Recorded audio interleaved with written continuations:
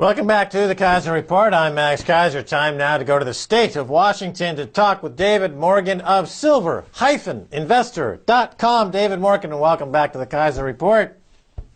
Max, great to be back with you. All right, David Morgan, the silver investor. First, you have the exact silver coin that Ron Paul recently held up to Ben Bernanke during congressional testimony. Tell us about their confrontation and how you came in possession of this coin. Well, thank you, Max. This is the coin right here. Hopefully I got it in a good camera angle. It's called Silver Circle. It's some friends of mine that have a movie talking about the collapse of the economy and silver's role post-collapse. It's called silvercirclemovie.com. You can go to that website and check out the trailer. They gave one of these to Dr. Paul, and of course he held it up during that testimony, and there's quite a bit of news around that. On the internet, especially those that are, awake and aware from people like yourself, Max, that are telling the truth about the financial situation. Right. Now, talking about silver and the Silver Liberation Army and Silver Circle and all these grassroots campaigns. Last year, of course, we had Crash JP Morgan buy silver. Now, I see that some bloggers have taken up the cause. Tell us about buy an ounce, give an ounce. Well, this is a lady that I know that does a very interesting blog, SherryQuestioningAll.com. She blogs on all kinds of things. In fact, she called me this morning with some updates that people might want to check out regarding Goldman Sachs and their position if the economy collapses. I guess the bankers get paid first. That's based on hearsay. I haven't read the article yet. But going back to what we want to talk about, buy an ounce, give an ounce. It's piggybacking on your buy an ounce and take JP Morgan down. And she's basically saying, you've got to understand that the physical realm doesn't equal the paper realm. Anyone that buys an ounce, you're deleveraging these bankers roughly 100 to 1. And that this is something you should own, and it's something you can give away as a gift. And also think of it as some kind of a situation to give something of value to somebody else, not only in maybe a barter transaction, but as a gift. So I like it. It's piggybacked again on what you started. And she has your video up there again, so maybe you'll start getting a lot of new people that wake up to Max Kaiser. I can't imagine there aren't too many people that haven't heard of you, but you never know. All right, now, David Morgan, you mentioned that the ratio of physical silver to paper silver is about 100 to 1, 100 times more paper at least. I mean, if you look at the derivatives markets out there, and then you look at the balance sheets of these banks that are not even counted in the overall look at what they're holding, the ratio is even more astronomical, paper to physical. Now, recently there was a smash of the silver price where 110,000 paper contracts of silver were sold in less than an hour.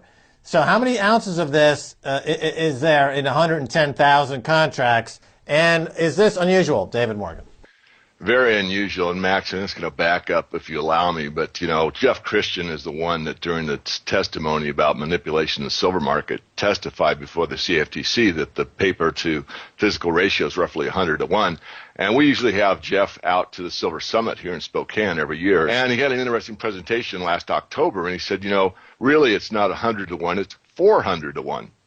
And he put up that chart. I actually have that for our members on the members part of the Morgan Report. But anyway, going forward, yes, the smash down, it was roughly 110,000 contracts, 5,000 ounces per contract. So you're looking at about 550 million ounces of fine silver, which is roughly 3/4 of the amount of silver mined in a year. And all that took place during one trading session on the CME. And yet the authorities just look the other way. What's so striking to me is the amount of people that get so upset by this, me being one of them, but yet they feel that they want to give up, that they have no recourse. And you can't control that, of course, because the CFTC won't control what their mandate says they should. But to me, I want to make the point that Eric Sprott, who started the PSLV, the Physical Silver Trust, recently did a shelf filing for 1.5 billion ounces.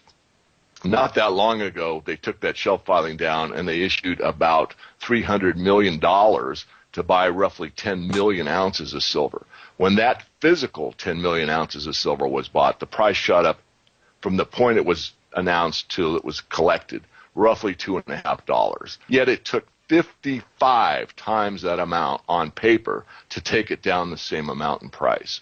So I really feel that we're winning, Max. I mean, that again shows the point of what you started with, the buy an ounce, take down JP Morgan, this buy an ounce, give an ounce. It's all about taking the physical and holding on to it, because that is what deleverages the system. If it takes 55 to 1 to get the system down the same amount of price, it shows you that buying something physical really has meaning.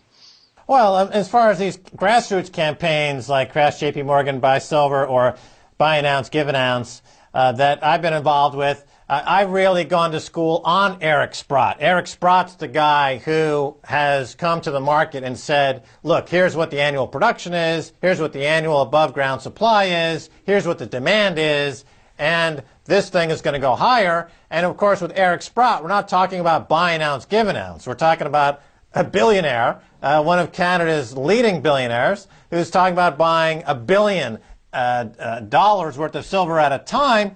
But now you probably have more well, I know you must have more contact with Eric Sprott than I do personally. But is he? You know, I think of him as a silver vigilante, like a Clint Eastwood character going down to the silver pit, you know, and then just firing away at these paper of silver bugs. But do you get the sense that he's genuinely has kind of a burning in his belly to go after these paper bugs? Well, he's never told me that, but he really talks about the banking system initially and how unsafe it is and how safe it is to own the metals. And that's really your only asset class that you can hold outside the banking system where you're not exposed to these banking problems that exist. So that's number one. Number two, yes, he sees the silver, similar to I see it, as probably the best investment over the next 10 years. And then he goes through his numbers, which are very similar to mine, and his reasons why, which again are similar. And I really do believe that he put out this shelf filing just to have the ammunition ready to fire away.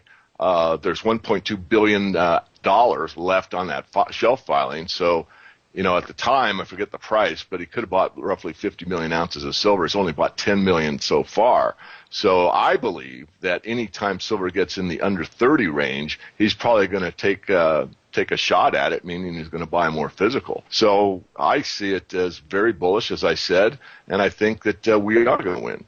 All right, let's talk about that other precious metal, gold, for a second, because there's some very interesting cross-currents going on and some international dialogue happening based on what we've been saying on this show for quite some time. That is to say that a lot of the European central bank gold is not held in these European central banks. It's held in U.S. Federal Reserve Bank in New York as one of the main repositories for German gold, for example.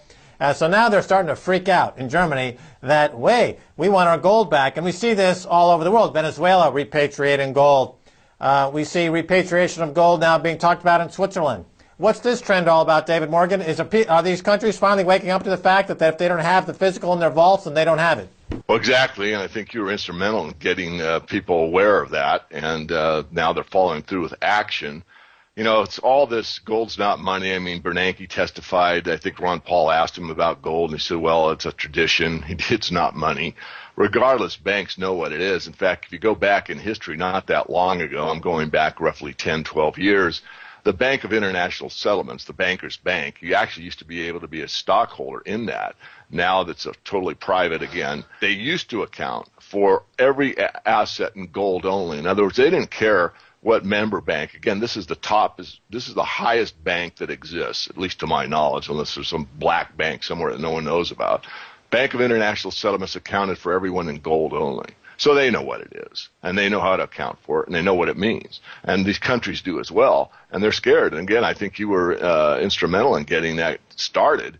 And now these banks are getting worried, and they say, you know, if something really takes place, we don't want our gold sitting in the New York Fed. I was in New York, a couple of years ago, had toured the Fed, took some photographs, did a little video for my members, but I'm on the street walking on the sidewalk, and as I'm walking right past the Fed there, I'm thinking to myself, you know, I'm walking over who knows how much percentage of the world's gold right now, and how many people are even aware of it, and how many people realize what a small, you know, surface area this is relative to the whole planet. Gold is rare. Gold is scarce. Gold is valuable.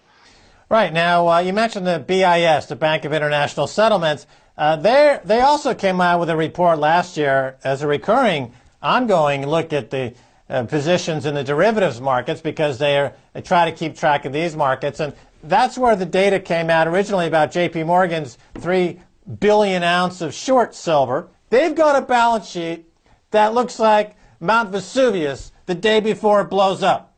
If silver gets over 50, J.P. Morgan stock is worth zero. That's what my work tells me. What do you see on that front, David Morgan? Okay, well, not to pick an argument, Max.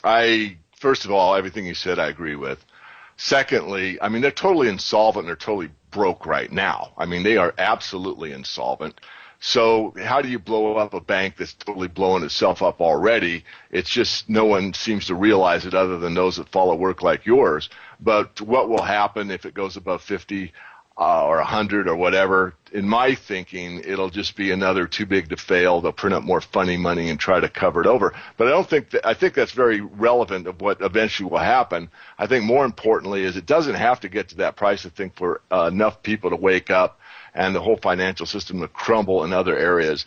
I mean, this whole idea that you can have that much of a short position is ludicrous. I'm actually okay with hedging. I mean, all of my coin dealer, bullion dealer friends need to hedge in the market because it's a margin business.